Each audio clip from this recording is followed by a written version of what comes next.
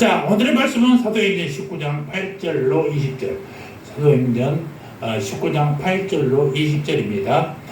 다 같이 성경책을 펴놓고 화면에 있는 내용을 보면서 한 목소리로 우리 말씀을 봉독하겠습니다. 한 절씩, 제가 한 절, 여러분이 한 절씩 교독합니다.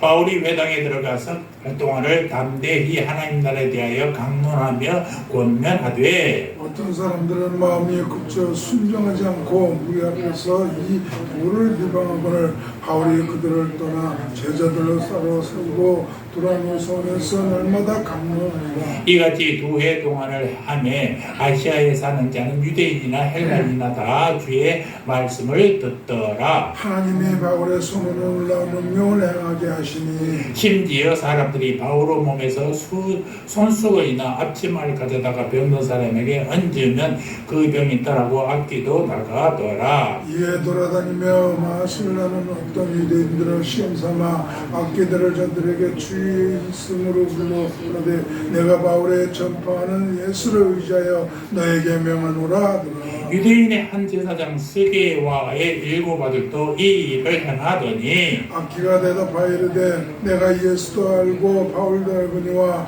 너희는 누구냐 하며 악기 들린 사람이 그 두 사람에게 뛰어올라 억제하여 이기니 저희가 상하여 벗은 몸으로 그 집에서 도망하는지라. 에베소에 사는 유대인과 헬라인이 다 이 일을 알고 두려워하며 주 예수의 이름을 높이고 믿는 사람들이 많이 와서 자복하여 행한 일을 고하며 또 마스를 향하던 많은 사람들이 그 책을 모아가지고 와서 모든 사람 앞에서 불사르니 그 책값을 계산한 적은 5만이나 되더라. 같이 이와 같이 주의 말씀이 힘이 있어 흥황하여 세력을 얻으니라. 아멘. 오늘은 사도행전 19장의 말씀 중심으로 힘이 있는 주의 말씀이라는 제목으로 말씀을 묵상해 보도록 하겠습니다. 우리 주님께서 예수 그리스도께서 세우신 교회는요, 어느 시대 어느 장소를 막론하고 언제나 부흥해야 됩니다. 부흥이라는 것은 살아있는 생물처럼 성장해야 된다는 얘기입니다. 교회는 하나님 말씀을 통하여 자신의 거룩지 못함과 세속적인 모습을 항상 살펴서 정결하게 되기를 힘써야 된다는 것이죠. 교회는 그리스도의 향기를 주위에 풍김으로써 구원받는 영혼들이 계속적으로 찾아오는 곳이어야 교회가 교회되는 것입니다. 그래서 교회의 부흥은요, 교회를 사랑하는 모든 성도들의 공통적인 바람입니다. 그러므로 정말 참 그리스도인 참 성도라면 성경에서 부흥에 대한 기사를 접할 때마다 가슴이 설레이는 감격을 맛보게 될 것입니다. 이 본문의 말씀은 에베소에서 일어났던 위대한 부흥에 대한 기록입니다. 에베소는 위치가 어디냐면 이렇게 지도가 보입니까? 저 제주도로 보이려 했더니 그래갖고 안 보이더라고요. 여기가 터키 반도고, 여기 대봉이 하나. 서머나 에베소, 거기가 터키 반도잖아요. 거기 에베소 앞에 반모섬이 바울이 유배됐던 곳이 반모섬이에요. 그 에게해 그 건너편 히랍이라고 되어 있는 그리스 밑에 섬처럼 보이는 데가 고린도입니다. 고린도는 섬은 아니에요. 근데 히랍 반도, 그리스 반도에 연결되어 있잖아요. 거기를 뚫어버렸어요. 그래서 그 뭐라 그러지? 운하를 만들어갖고 배가 쭉 돌아가지 않냐고 그 안으로 이렇게 들어가 가깝게 만들었어요. 그러니까 거기가 바람도 적고 태풍도 적게 오고 얼마나 좋아요. 그래서 고린도가 늘 배가 한국에 많이 배들이 많이, 그러니까 배가 많은 곳에는 지금도 제사를 지내고 출항하잖아요. 근데 신을 엄청나게 모시는 곳들이 그 이단신들이 많이 있었던 것이 이 고린도 주변이었습니다. 지금 고린도를 얘기하는 게 에베소 위치를 여러분 보시기 바랍니다. 에베소 이게 움직여야 되는 에베소 밑으로 이렇게 굽혀진 부분이 이쪽으로 부분이 안디옥 교회예요. 안디옥 교회에서 이렇게 이제 7 교회들이 전도가 되고 있다는 것을 여러분 지도를 보면서 에베소 어디 있는지를 보면서 말씀을 묵상하면 그냥 개념적으로만 머리에 정리되면서 말씀이 들어올 것입니다. 이 본문의 말씀은 에베소에서 일어났던 위대한 부흥의 사건이었다고 그랬어요. 태풍과 같은 엄청난 부흥의 물결이 에베소에서 일어났는데 이 부흥의 물결이 일어난 것, 파도가 친 곳에 중심이 뭐였냐? 바로 하나님의 말씀이었다라는 것입니다. 이 말씀은 사도 바울에서 1년 동안 두란노 성원에서 담대히 선포되었어요. 보통 사도들이 처음 설교는 어디서 하느냐? 유대인의 회당에서 했어요. 왜냐하면 바울은 유대의 동족을 사랑했었고 또 그것이 전도 전략상 유리했기 때문에 회당을 늘 사용했습니다. 그러나 말씀을 듣고서도 순종치 않는 유대인들 때문에 바울이 등은 자연스럽게 이방인들에게 가서 제자들을 따로 세워서 두란노 성원에서 말씀을 가르치게 됐다라는 것입니다. 본문 말씀을 통하여 힘이 있는 주의 말씀, 오늘 제목이 그렇잖아요. 이 말씀 제목으로 에베소의 부흥을 한번 살펴보도록 하겠습니다. 우상과 미신으로 가득 차 있던 이 에베소에 어떻게 그런 놀라운 변화의 바람이 불어왔는지 함께 생각하면서 우리의 부흥을 꿈꾸는 시간이 되기를 주의 이름으로 축원합니다. 이 에베소의 위대한 부흥은 어떻게 시작됐느냐? 먼저 우리가 9절 10절을 보겠습니다. 오늘의 본문 9절 10절입니다. 시작. 어떤 사람들은 마음이 순종하지 않고 우리 앞에서 이 돌을 부강을 바울이 그들을 떠나 제자들을 따로 세우고 두란노 성에서 날마다 강론하니라. 두 해 동안이 같이 하니 아시아에 사는 자는 유대인이나 헬라인이나 다 주의 말씀을 듣더라. 지금 서머나 에베소 그 터키라고 써있는데 이게 소아시아라고 불렀어요. 그러니까 아시아예요. 이 아시아 여기를 얘기하는 이 지역을 얘기하는 것입니다. 그러니까 주의 말씀이 아시아인들에게 심겨졌다. 원래는 이제 예루살렘에서 말씀이 전해되다가 예루살렘에 핍박당하니까 안디옥으로 올라갔고 안디옥에서 이제 전도가 1차 전도, 2차 전도가 이루어져서 유교회가 생겼잖아요. 에베소의 위대한 부흥은 무엇보다 먼저 하나님의 말씀이 인근에 사는 모든 사람들에게 심겨짐으로써 시작되었다라고 하는 것입니다. 처음 사도 바울은 에베소에 거주하는 유대인들에게 담대히 말씀을 전했습니다만은 그들의 격렬한 반대 때문에 이방인들 쪽으로 방향을 돌릴 수밖에 없게 됐어요. 결국 주의 말씀이 이 아시아인들에게 널리 심겨지게 된 이유가 되는 것입니다. 이것이 오히려 이 지방의 부흥을 일으키게 된 계기가 된 것입니다. 유대인들의 말씀을 바치고 듣기니까 유대인들이 아닌 이방인들의 말씀 전하니까 더 많은 사람들이 더 넓은 지역에 퍼지게 되었다라는 것입니다. 바울의 선교 전략은 상당히 성경적입니다. 그리고 예수님의 가르침과 너무나도 일치하죠. 예수님께서 12제자들을 파송할 때 거절하는 자들로부터 나와서 발의 먼지를 털어버리라 라고 했지 않습니까? 그런 것처럼 바울은 자신과 복음이 거부당하는 곳을 미련 없이 떠나버렸다라는 것입니다.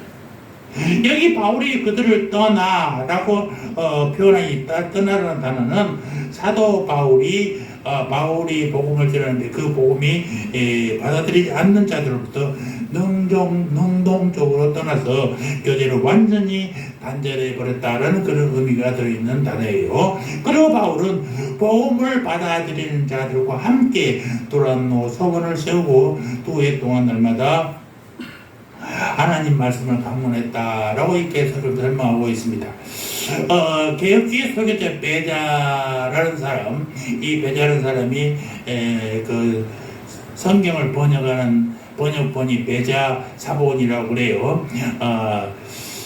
고대 신학 사본 중에 하나가 케임브리지 대학에 남겨져 있었고 후에 이 베자 사본으로 불리게 되는데 탁월한 변론과 있던 베자는 여러 회당에 참석해서 개혁과 교류를 옹호했던 내용이 어떤 신학자가 베자 사본에 보면 어떻게 되냐, 이 두란노 서원은 오전에는 주인이 자기가 사용한 대로 씁니다. 오후에는 두란노 서원이 비어있어요. 그러니까 비어있는 공간을 바울에게 빌려준 거죠. 그러니까 오전 11시에서 오후 4시까지 바울이 사역했던 것으로 기록되어 있어요. 당시 이 시간은 아주 중동의 더운 시간이어서 사람들이 쉬는 시간입니다. 이 쉬는 시간에 바울이 이용했다는 것 아니겠습니까? 그러니까 대부분의 에베소 사람들이 낮잠을 좀 쉴 때에 사도 바울은 이런 악조건 속에서도 매일같이 하나님 나라의 복음을 전했다라는 것입니다. 10절 말씀을 볼까요? 10절 두 해 동안 이같이 하니 아시아에 사는 자는 유대인이나 헬라인이나 다 주의 말씀을 듣더라. 여기 모인 사람들이 주의 말씀을 들었다고 표현한 까닭은 바울 사도가 주님의 말씀을 가감없이 그대로 전달함으로써 사람들이 직접 주님으로부터 말씀을 들은 것과 다름없었기 때문인 것입니다. 즉 사도 바울의 입은 주님의 입을 대신해서 주의 복음이 전해졌다라는 것입니다. 설교자의 말은 바로 이래야 됩니다. 내가 생각하니까 이렇더라가 아니라 성경에 말씀하시는 주님의 말씀을 그대로 알기 쉽게 해석해서 전해야 목사가 되는 목사의 설교가 제대로입니다. 내가 성경을 연구해 보니까 이렇게 판단된 것 같다라고 하는 것은요, 자기가 똑똑한 것 같지만 이거는 하나님의 명령에 어긋나는 거예요. 절대로 이런 사람들 설교를 듣지 마시기 바랍니다. 내가 40일 금식기도 하고 성경을 보니까 하나님이 이런 말씀 나에 가르쳐주더라고. 이따위 짓거리 하는 사람들은 여호와하고 동잖아요. 하나님의 말씀을 그대로 전하는 거예요. 아멘. 요즘에 이제 저도 존경하는 옛날 존경하던 목사님들 얘기 들어보니까 나이가 80대 90대 가지고 말씀을 변하지 않는 목사님들 계시는데 자꾸 정치적인 얘기를 하는 사람들이 있어요. 자기가 본문은 돈 잡고 자기 하고 싶은 얘기를 다 하는 거예요. 너무나 부끄러워. 어제도 제가 우리 나누어질 건 서울 경기 인천 연합 모임에 제가 설교를 했었습니다. 바로 그런데 하나님의 말씀을 전해야지 내가 생각하고 있는 것, 내가 원하는 것들 얘기하는 것은 그건 절대로 하나님의 말씀이 될 수가 없어요. 우리는 그거에 체질화 되고 늘 하나님의 말씀, 본문의 내용만 전하지 본문 따로 하고 내가 하고 싶은 얘기 다 하는 것은 그건 절대로 설교라고 얘기할 수 없는 것입니다. 바울이 얘기했던 것은 예수님이 했던 말과 똑같고 바울은 2해 동안 가르칠 때 늘 주의 말씀, 하나님 예수님이 했던 말씀을 바울의 입을 통해 들은 같이 성도들이 느꼈다는 거 아니겠습니까? 여러분, 이 부흥이 오기 전에 필요한 것은 이처럼 순수한 하나님의 말씀이 사람들에게 전해져야 되는 것입니다. 목사님이 해석해서 내가 이것을 들으니까 이렇다가 아니라 예수님의 말씀, 하나님 말씀이 그대로 우리 마음에 전달되어야 그렇다니까요. 제가 가끔 이런 얘기합니다. 군대에서 명령을 받으면요, 그것이 내가 판단해서 전하는 겁니다. 중대장이 공격 앞으로 하는데 소대장이 중대장님 지금 공격할 상태가 아니에요. 조금만 더 있다 합시다고. 그래갖고는 중대장이 공격 앞으로 했는데 소대장이 소대원들한테 야, 지금 중대장은 공격 앞으로 했는데 지금은 다 죽어. 조금 더 있다 가자. 이렇게 하면 되겠어, 안 되겠어? 그건 안 되는 거예요. 공격하면 다 공격해야지. 어떤 놈과 어떤 뒤에 있다. 그러면 안 되는 거예요. 해석을 해서는 안 돼. 해석을 해서 지휘관은 판단합니다만 지휘자들은요 그대로 전하는 것입니다. 설교자는 절대로 자기가 판단해서 하는 게 아니에요. 하나님 말씀을 그대로 전하는 거예요. 그래서 전도자는 복음을 전할 때 자신의 말이나 자신의 생각을 철저히 배제하고 오직 주님의 말씀만 옳게 쉽게 알아보기 쉽게만 전하는 것이죠. 바울 사도가 그랬다는 거 아니겠습니까? 고린도후서 2장 17절 보면 이런 말이 있어요. 우리는 수많은 사람들처럼 하나님의 말씀을 혼자 가게 하지 않냐고 곧 순전함으로 말씀 그 자체대로 하나님께 받은 것 같이 하나님 앞에서와 그리스도 안에서 말하더라. 똑똑한 건 자기의 지식으로 하는 게 아니란 말입니다. 하나님 말씀 그대로 전하는 그래. 이게 설교자의 가장 큰 중요한 임무입니다. 여러분, 우리에게 향하신 주님의 뜻도 그럽니다. 우리는 무엇보다도 먼저 하나님의 말씀이 우리 교회가 위치한 마천동 지역에 편만히 심겨지도록 최선을 다하는 것입니다. 아멘. 아멘. 우리 교회는 만약에 교인들이 오면 어디서 와야 돼요? 내가 알고 있는 사람들이 돈 있고 힘든 사람들 모여서 교회가 튼튼해져야 돼요? 아니, 마천동에 생겼다는 것은 마천동 지역에, 마천동 주민들에게 복음을 전하라고 있는 것입니다. 아멘. 그게 오늘 부지를 전해야 돼요. 아마 이전 문제가 9월달 정도면 될 것 같아요. 어제도 다시 이 건물에 뭐 세금, 여기서 환급 받으면 이제 세금도 내야 되잖아요. 세금 내려고 거기 세무사에서 와서 다시 한번 점검해 가더라고요. 보니까 뭐가 좀 움직일 것 같습니다.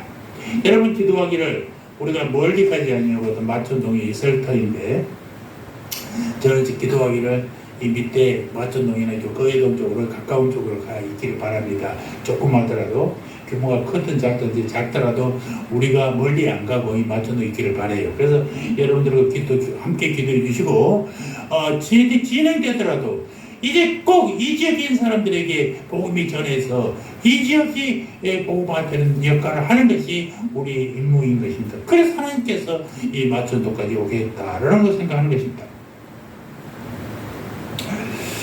그래서 무엇보다도 먼저 하나님의 말씀이 우리 교회가 위치한 마천동 지역에 편만히 전해지도록 역할을 다하는 것, 이것이 우리의 임무랍니다. 그래서 여러분의 가정에서 일단 말씀이 흥황하기를 바랍니다. 여러분의 구역에서 순수한 말씀이 많이 전해지기를 바랍니다. 그동안 저도 한국교회에서 하나님의 나라의 말씀이 더 깊이 심겨지고 더 높이 자라도록 경찰서나 합창단이나 또 알기언 등을 통해서 최선을 다해서 복음을 전하고 교회에서도 복음을 전하는 역할을 감당하려고 합니다. 주의 말씀이 흥황해야 된다는 것입니다. 두 번째, 9절을 다시 한번 볼까요? 9절 시작. 어떤 사람들은 마음이 굳어 순종하지 않고 무리 앞에서 이도를 비방하를. 그러니까 꼭 똑같이 전해진 말씀을 어떤 사람은 마음이 굳어서 순종하지 않았다. 자기가 잘못한 게 없어요. 순종하지 않아요.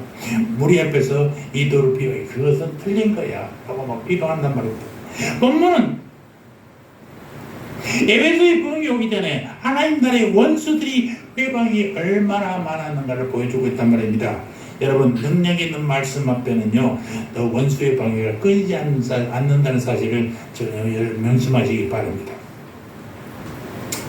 본문은 에베소의 부흥이 오기 전에 하나님 나라의 원수들의 회방이 얼마나 컸는지를 보여주는 장면이란 말입니다. 3개월 동안 바울의 가르침을 받았던 에베소 유대인들 중에 일부 사람들이 이런 거부 반응을 보였다라는 것입니다. 이 거부 반응도 집요했다는 것이에요. 성경은 이들의 적대적 반응을 전층적으로 묘사한 장면이 있는데, 첫 단계는 마음이 굳어졌다라는 것입니다. 그리고 그들의 굳어진 마음이 불순종의 원인이 되었죠. 특히 본절에서 마음이 굳어, 그래서 어떻게 했다고 순종치 않고 계속해서 변하지 않았다는 거예요. 석 달 동안이나 계속된 바울의 강론과 권면에도 불구하고 이들의 마음은 강팍하여 믿음을 거부했다는 것입니다. 마음이 굳어진 단계가 두 번째 단계는 뭐냐? 비방의 단계. 마음만 굳어져서 지만 안 하면 되는데 비방까지 했다는 것입니다. 비방은 뭐예요? 나만 안 하는 게 너도 하지 마라 라는 거예요. 그들은 바울을 복음에 대해 비방했지만 그것은 결국 하나님에 대한 불경이요, 성령의 사역을 거스른 큰 죄악이. 바울수도 저게 뭔데, 지가 뭔데라고 따지는 게 아니에요. 그건 하나님을 거부하는 거예요.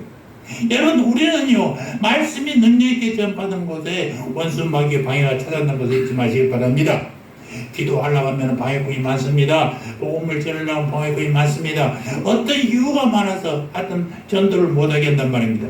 본문 11절 보시기 바랍니다. 하나님께서 바울의 손으로 놀라운 능력을 행하게 하셨잖아요. 12절 시작. 심지어 사람들이 바울의 몸에서 손수건이나 합천만을 가져다가 병든 사람에게 얹으면 그 병이 떠나가고 악기도 나가더라.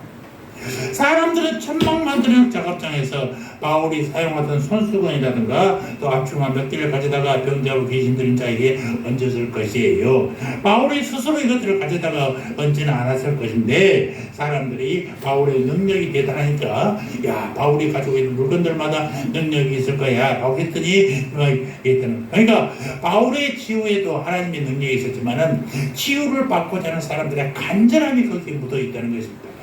여러분 우리가 사복음서를 보면요 많은 이적들이 나타나잖아요. 그런데 아무 이유 없이 예수님이 지나가다가 더 너는 눈 떠라 너는 병이 나와라 이래서 걸어가라 한 사람이 한 번도 없어요. 그들의 간절함 예수님을 만나기만 하면 예수님을 보기만 하면은 예수님의 옷자락만 만지기만 하면은 나는 나을 거라는 간절함이 있었어요. 저는 삭개오를 참 좋아해요.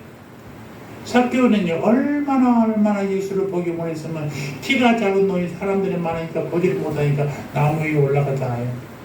그가 회개해서 하나님 예수님을 만난 게 아니에요. 그냥 예수님을 보고 싶었어요. 제가 뭐 어떤 양반이. 그런데 예수님이 먼저 알아봤잖아요. 삭개오야 이리로 부르면 내려오라. 내려온 거 중요한 게 아니라 내가 오늘 그 집에 가서 살게.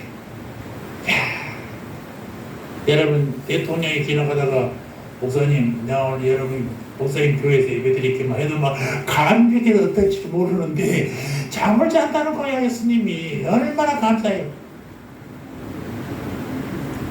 이 삭개오가 회개만 마음 심정적인 회개만 하는 게 아니라 사회적인 회개도 하는 것입니다. 이제까지 내가 돈 뜯어먹고 막 그랬는데 나 돈 뜯어먹은 사람 막 4배로 갚을 것이고 막 해주겠다는 것이죠. 그러니까 내가 심정적으로 회개하는 게 아니라 내가 회개한 것을 삶으로 보여주겠다는 것입니다. 이런 유명한 삭개오처럼 우리가 변해야 돼요. 변하지 않으면 안 돼요. 기도해서 마음으로만 회개하고 어쩌다고 그렇게 하면 삶이 변해야 되는 것입니다. 아멘. 그가 여러분 예수 만나서 신학교로 가서 목사가 됐습니까? 아니요. 그는 여전히 세무서에 근무했어요. 그 미국에 전성에 전해오는 이야기를 들어보니까 가이세라 지역에 감독이 되었다라는 얘기도 있고 또 12제자 중에 가룟유다가 죽었잖아요. 대신 마띠아가 12제자 중에 들어갔는데 이 마띠아가 삭개오였을 것이다 라는 전성이 있어요. 그러니까 이게 진실인지 가짜인지는 뭐 알 길은 없어요. 전성이니까 내려온 얘기니까. 그러나 분명한 것은 삭개오가 옛날에 탐하는 오리가 아니라 하나님의 부끄럽지 않는 종이 되었다는 사실이지 않습니까? 이게 중요해요. 우리가 회개를 마음으로만 끝난 게 아니라 하나님의 기뻐하시는 모습으로 삶이 변하는 게 중요하다고. 삶이 변하는 게 중요해요.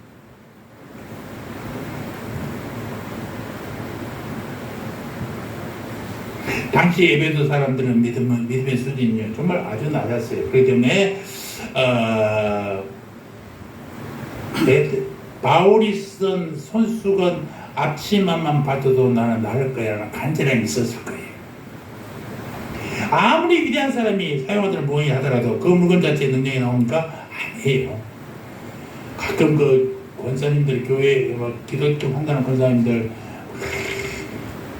강대상 십자가에 대가리 붙이고 기도했더니 십자가 머리에 눌려가 십자가 생겼대. 그래갖고 막 거의 십자가 능력이 생겼대. 그런 거짓말 하면 안 돼요, 여러분. 이 십자가는 아무 능력 없어. 이렇게 큰 십자가는 아무 능력 없어. 어떤 목사님은 뭐 교회를 짓는데 엄청 큰 십자가를 레바논에 백양목을 사다가 했대. 거의 뭐 800만 원 들었대. 그 옛날 한 20년 전에 800만 원이면 엄청 크잖아요. 뭐 아파트 절반값 정도 되었다니 하는데 그런 거 걸어놓는다고 해서 여기서 십자가의 능력이 나옵니까? 아무것도 안 나와요, 여러분. 기억을 하셔야 돼. 그 교회마다 내가 이 청소년 수련회를 우리 교회를 삼자. 우리 한 번씩, 아침마다 한 번씩 돕시다. 그게 바뀌어집니까? 안 바뀌어져요. 주님이 하라고 했을 때 해야 능력이 있는 거지, 내가 한다고 힘이 있는 게 아니란 말입니다. 착각하시면 안 돼요. 물건 자체에서, 행위 자체에서 힘이 나오는 게 아니에요.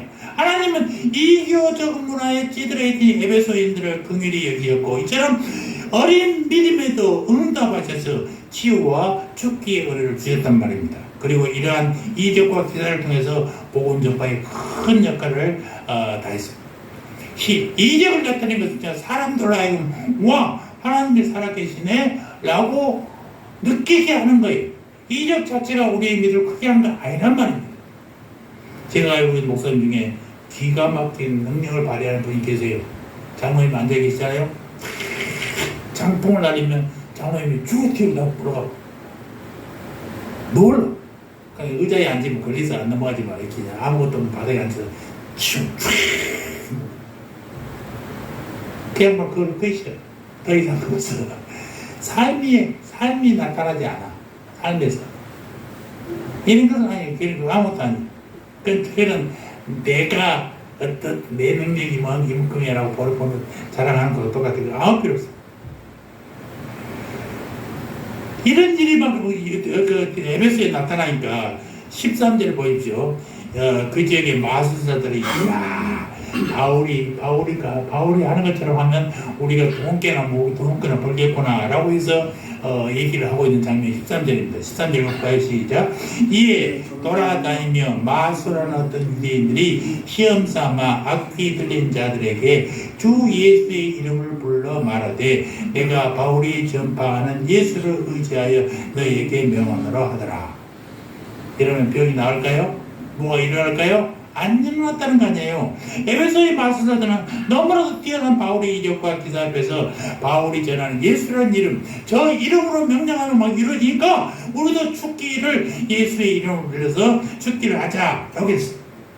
마치 바예수로 불리던 자, 또 엘루마로 불린 자들, 사도행전에 나오는 이름들이죠.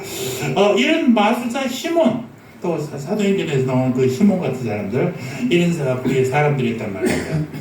이 본절에 내가 명하노라 라고 말하는 것은 이 애원하다 라는 그런 뉘앙스에 가까운 단어예요. 그러니까 군대의 명령이 아니라 제발 좀 해주라 이런 것이죠. 이것은 귀신을 쫓던 이것은 귀신의 단호히 내리는 명령이 아니라 귀신들과 타협하며 일종의 애원이요. 야, 내가 좀 나가줘야 내가 돈 벌 거 아니냐, 이런 식의 얘기란 말입니다. 성경에서 귀신을 쫓을 때 사용하는 단어는요, 누가복음 4장에 보면 더러운 귀신을 명하여 나간도다. 더러운 귀신이 명하니까 나갔다. 이 명하다는 용어, 또 누가복음 8장에 나오는 더러운 귀신을 명하사라는 단어하고는요, 질이 다른 단어예요. 의미가 달라요. 여기서는 강력하게 선포하는 단어인데, 여기서 지금 내가 명하노라 라는 단어는 좀 나가줘, 내 말 좀 들어줘, 사장은 이 쪼가 다르단 말이에요. 전혀 다른 단어를 쓰고 있어요. 그러니까 예수의 이름을 단순히 이교적 촉기 관습에 따라 오용하고 있다는 것입니다. 이들은 결국 참 전도자의 사역을 혼잡하게 하려는 악한 자들인 것입니다.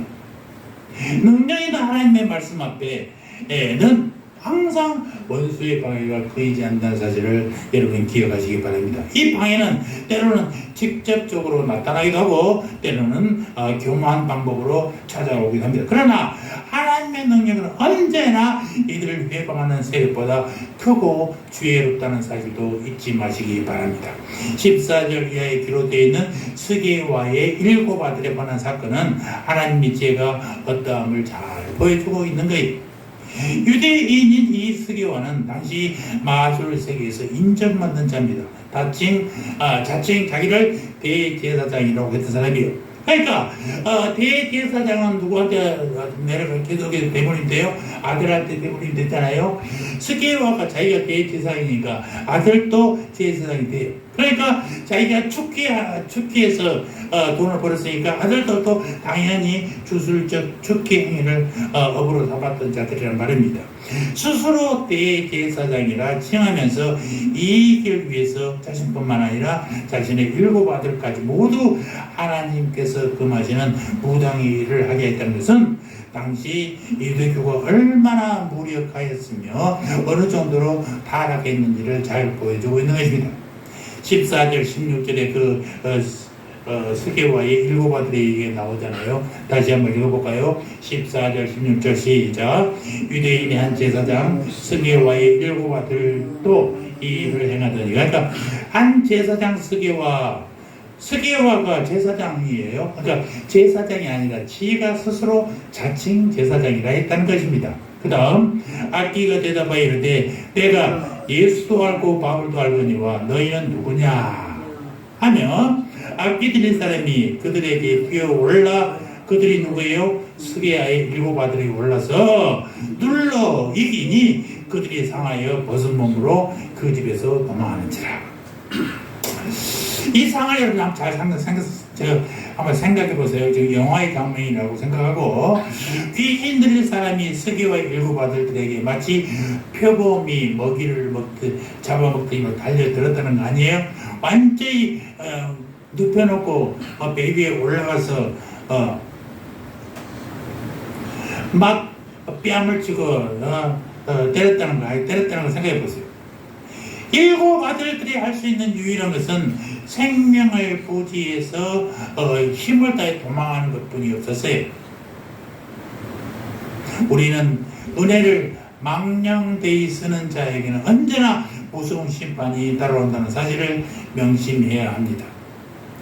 가끔 이런 얘기하면 또 내가 비판받겠지만, 여자 목사님들 기도해 준다고 예언한다고 하면서 돈 받고 이사 날짜 정해주고, 어디로 이사해야 되는 방향도 정해주고, 뭐 해주고, 대학교 어디 가야 된다고 하고, 이런 사람들이 이거 큰 하나님에게 무서운 줄 알아야 돼. 자기만 하나님이 직통 말씀을 주셔갖고 자기만 안다고 생각. 점쟁이들이 하는 짓거리잖아요. 점쟁이 노릇하는 사람들은요, 여러분 하나님을 그만두지 않습니다. 절대로 그만두지 않습니다.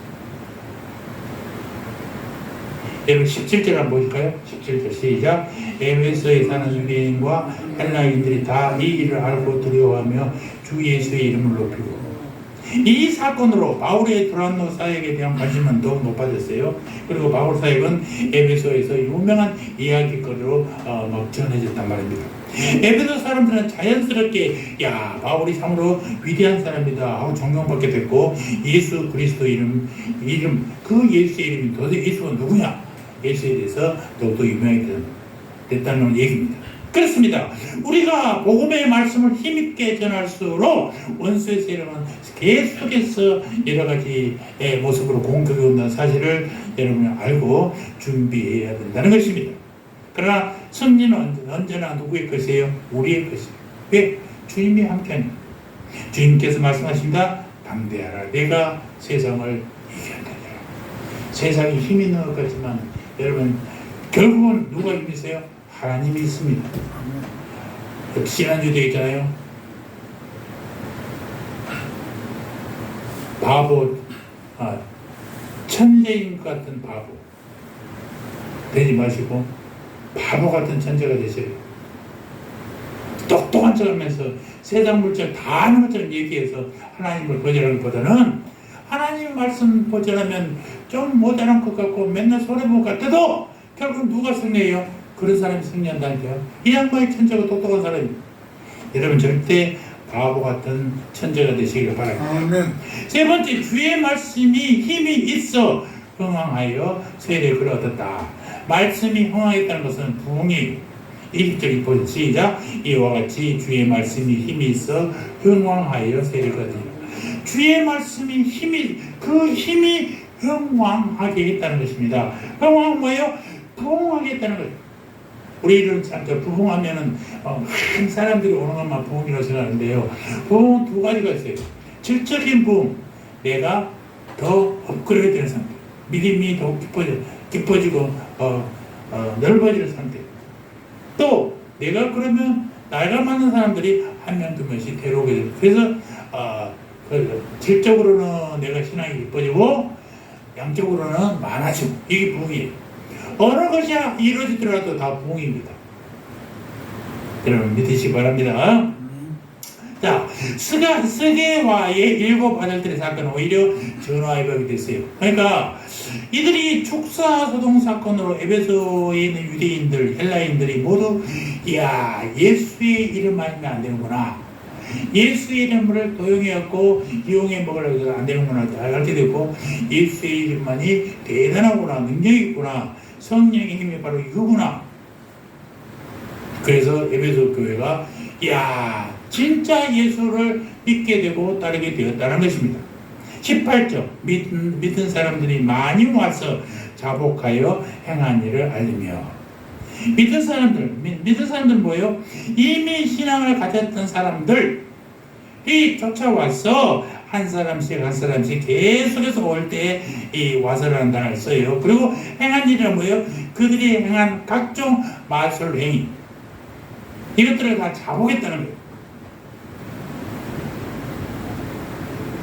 이처럼 본절은 에베소에서 이미 믿음을 가졌지만은 죄악된 삶을 살았던 사람들, 완전한 청산하지 못하고 살았던 사람들이 주님 앞에서 자발적으로 나왔다는 것입니다.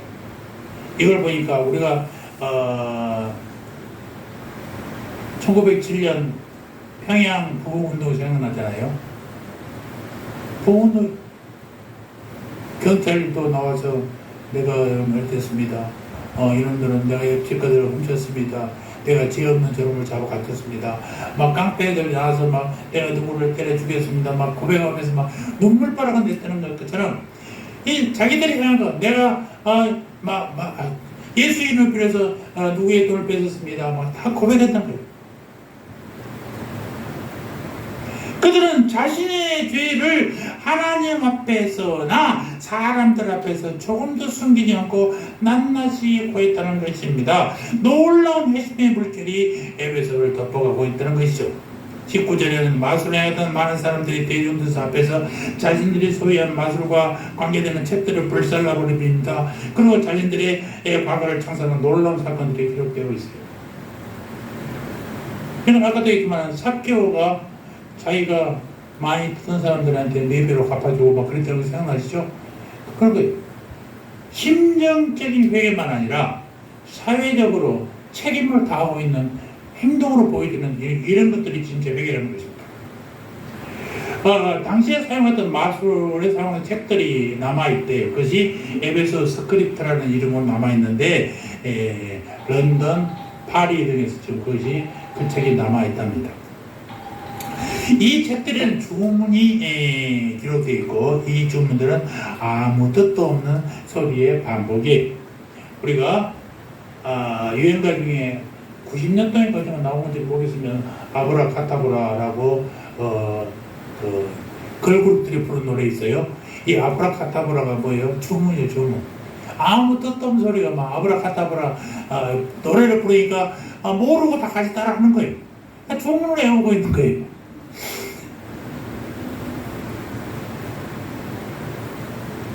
그때 마술사들이 태운 책값이 얼마냐? 은 5만이나 됐답니다. 은 5만 엄청난 은화 한 드라크마가 하루 임금으로 은 5만 단어는 한 5만일 동안 일했던 돈이잖아요. 그러니까 일당을 10만 원씩만 계산하더라도 약 50억에 달하는 어마어마한 돈, 그 책들을 50억이나 되는 책들을 다 불살라고 했다는 것입니다.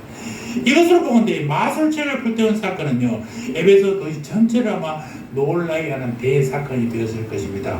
그리고 에베소 교인들이 진정한 회심을 보여주는 사건이잖아요. 내가 이제까지 이 마술책에 의해서 돌아보는데 이 다 태워버리고 나는 오직 예수 그리스도만을 믿겠다 라고 회개의 운동이 일어난 것입니다. 여러분 이 복음의 빛이 비춰지면요 어둠은 당연히 물러가게 되어 있는 것입니다.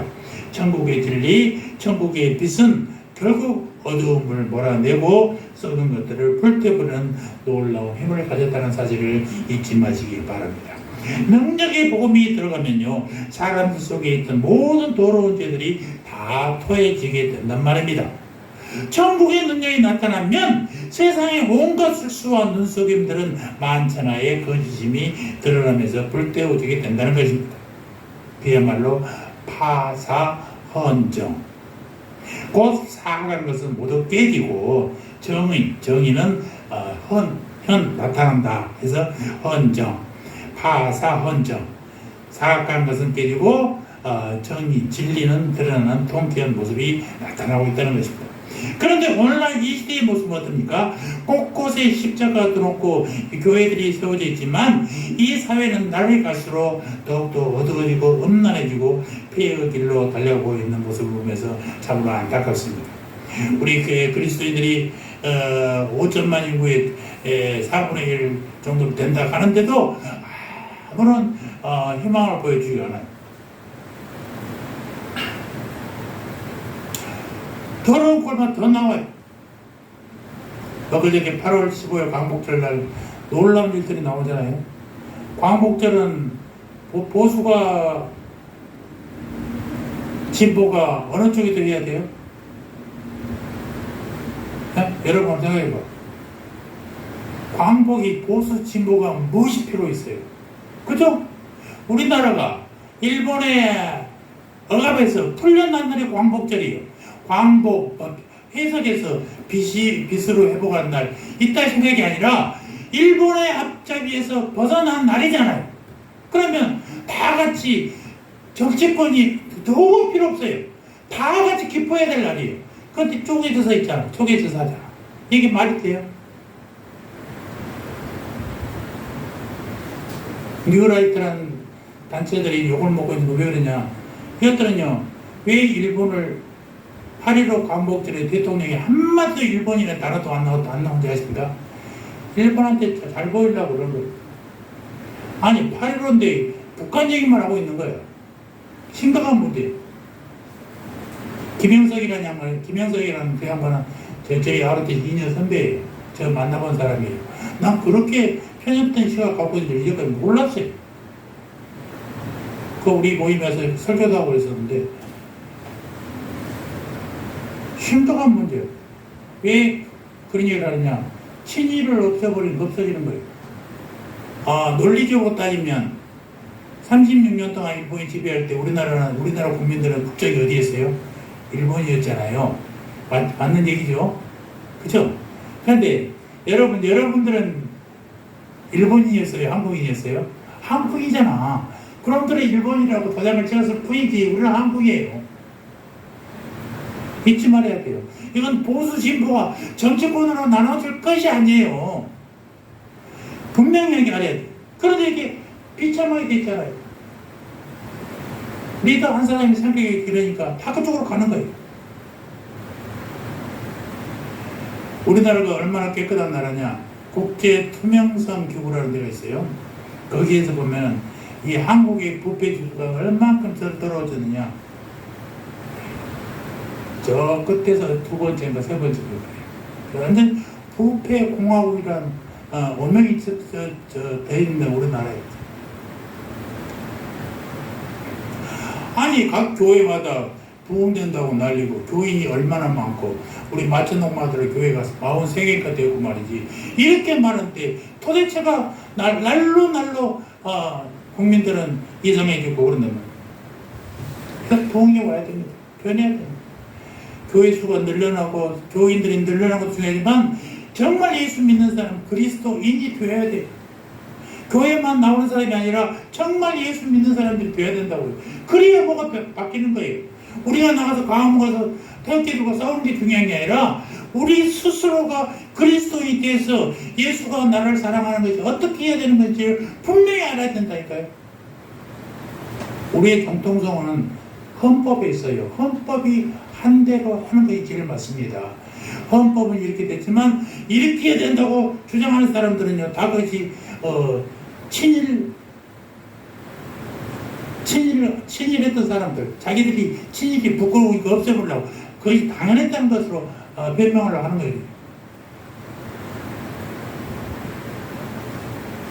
에베소에서 대대적인 부흥이 온 것처럼 우리도 부흥이 와야 돼. 부흥은 하나님 말씀에 위배된 것은 회개하는 것입니다. 하나님 말씀에 위배되는 것에 내 생각에 더해지는 게 아니라 하나님 말씀대로 살지 못해서는 회개해야 하는 거예요. 이게 부흥의 기본이에요. 에베소 교회는요, 사도 바울이 얘기 몇 번 했다고 확 바뀐 게 아니에요. 3년 동안 목회 막바지에 거대한 성장을 이뤘다고 얘기하고 있어요. 20절 보니까 이와 같이 주의 말씀이 힘이 있어 흥왕하여 세력을 얻으니라.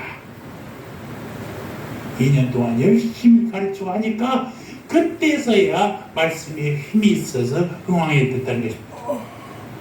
근데 이 놀라운 결과가 어디서 나오냐? 바울의 말씀의 능력이 있어요. 바울의 설교를 잘하니까, 손수건이나 앞치마로 병이 나으니까, 물론 그런 것으로 사람들이 놀라움을 발견하게 되고 온 것도 있습니다만은, 더 중요한 것은 말씀에 따라서 믿는 사람들이 자복했다는 것입니다.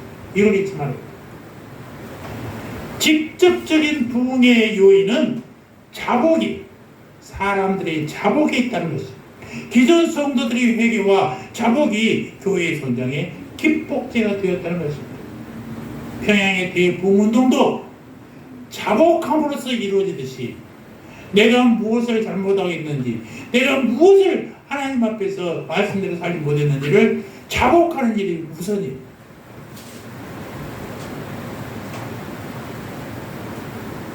그래서 교회의 성장의 직접적 요인은 그 무엇보다도 기존 성도들의 철저한 회개와 영적 각성에 있는 것입니다.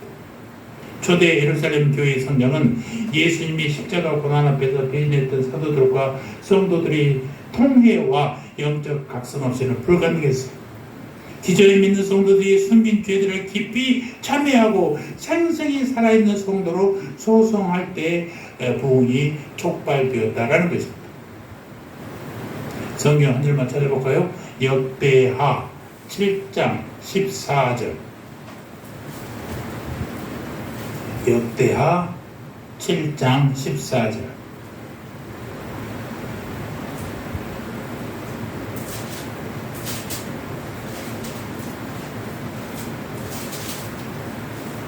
하나님이 어떻게 우리를 살려야 하는지를 분명히 가르쳐 드리는 겁니다. 자시죠? 시작. 내 이름으로 일컫는 내 백성이 그들의 악한 길에서 떠나 스스로 낮추고 기도하여 내 얼굴을 찾으면 내가, 누가? 하나님이 하늘에서 듣고 그들의 죄를 사하고 그들의 땅을 고칠지라. 에베소 지방의 대부흥은 먼저 말씀이 편만하게 심겨졌다는 거예요. 그 지역에 심겨졌고, 그 다음에 에베소의 복음으로 말미암아서 하나님의 공동체가 큰 세력을 형성하여 힘있게 자라났다는 것이에요. 이후에 에베소는 수세기 동안 디모데의 사도 요한, 폴리가, 이레니우스와 같은 훌륭한 지도자들의 사역지로서 소아시아의 기독교 부흥을 이끄는 중심지가 된 곳이 바로 이 에베소라는 것입니다. 여러분, 복음이 시켜진 곳에는요, 놀라운 역사가 시작돼요. 위대한 힘을 가진 한굴의 소나무처럼 복음은 바위돌 사이에서도 소나무 씨가 떨어지면요, 거기서 나무가 자라듯이 어떠한 곳에서든지 복음이 심겨진 것은요, 싹이 나게 되어 있습니다. 비록 위선과 형식주의와 세속주의가 가득한 곳에서도 생명의 복음은 자라난다는 것입니다. 주위 환경이 심히 나빠도 복음은 한 사람 또 한 사람 그리고 많은 사람을 사로잡게 된다는 사실입니다. 오늘 본문처럼 이와 같이 주의 말씀이 뭐가 있어? 힘이 있어 흥왕하여 세력을 얻으니라. 먼저 나부터, 나의 가정부터, 그리고 우리 구역에서부터 말씀이 더 깊게 심겨지도록 최선을 다해야 되는 것입니다. 물론 어려움도 있죠. 사정도 있어요. 하지 못할 일도 많아요. 또 우리의 원수들은 우리가 복음의 말씀에 깊이 회개하지 못하도록 방해합니다. 유혹합니다. 개인적으로, 가정적으로, 사회적으로 복음 전쟁은 언제나 이렇게 어려움이 동반한단 말입니다. 그러나 여러분 그러나 염려할 거 없다고 그랬잖아요. 왜? 승리는 언제나 누구의 것이라고요? 우리의 것이. 주님이 나와 함께하고 있는 한 우리의 것이. 주님을 먼저 믿는 우리의 철저한 회개와 영적 각성이 무엇보다도 필요한 시점이라는 것입니다. 우리 도시의 어두운 밤을 밝히고 깨우려면 먼저 나부터 나약하고 해이한 모습을 반성하고 마음을 함께하여 미스바에서 대의 각성 이력이 일어나는 것처럼 우리가 각성을 해야 됩니다. 그래서 진정한 복음의 빛과 성령의 능력을 비춤으로써 이 시대를 덮고 있는 모든 어둠과 죄악을 말끔하게 물러나도록 사도신경의 역사가 이 땅에서도 계속해서 일어나기를 주님의 이름으로 축원합니다. 아멘. 그 역할을 누가 해야 돼요? 우리가 해야 되는 거죠. 기도하겠습니다. 할렐루야. 하나님 우리 아버지, 힘이 있는 주의 말씀으로 우리를 부흥케 없어서 주의 말씀이 우리에게도 심겨지게 하시고 능력 있는 말씀 앞에 원수의 방해가 끊이지 않지만 주님 힘이 있는 말씀으로 우리로 흥망하게 하옵소서. 성도의 부흥, 교회의 부흥이 일어나게 하여 주시옵소서. 감사합니다. 예수님의 이름으로 기도합니다. 아멘.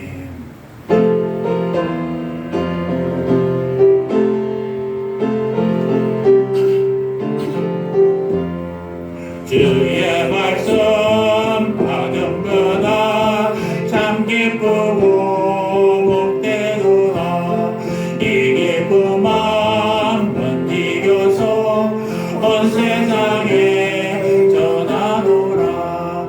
기쁘나 기쁘나 주 나의 죄 나 씻은 날 늘 깨어서 기도하고 늘 기쁘게 살아가리. 기쁘나 기쁘나 주 나의 죄 나 씻은 날 이 좋은 날 옛처럼 새 사람이 되었으니 이 몸과 맘 다 바쳐서 영광의 주를 섬기리. 기쁘나 기쁘나 주 나의 죄 나 씻은 날늘 깨어서 기도하고 늘 기쁘게 살아가리. 기쁘나 기쁘나 주 나의 죄 나 씻은 날 새 사람 돼 그날부터 평안한 밤 늘 있어서 날 전하는 나의 몸도 살아보라. 기쁘나 기쁘나 주 나의 죄 나 씻은 날 깨워서 기도하고 늘 기쁘게 살아가리. 기쁘나 기쁘나 주 나의 죄 나 씻은 날.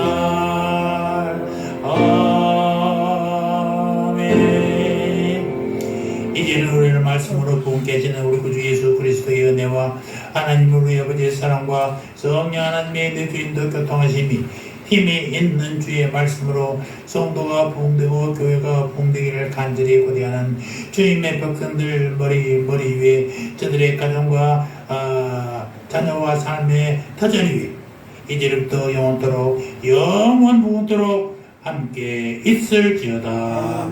아멘.